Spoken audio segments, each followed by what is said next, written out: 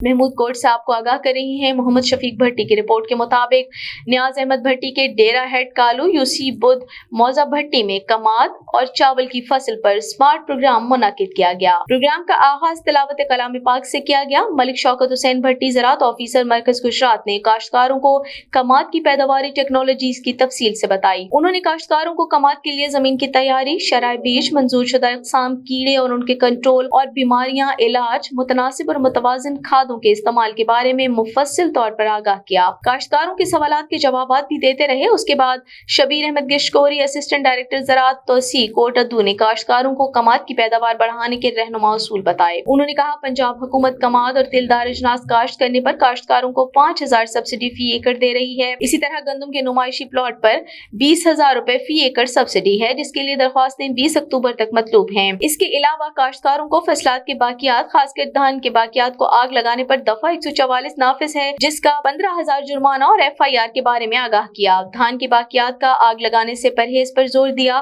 कपास पर सफेद मक्खी और गुलाबी सुंडी के कंट्रोल बारे में भी तफसील से बताया गया। काश्तकारों के सवालात के जवाब भी दिए और कसीर तादाद में लोगों ने शिरकत की।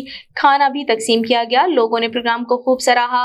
मलिक शौकत हुसैन ने काश्तकारों और मीडिया का शुक्रिया अदा किया।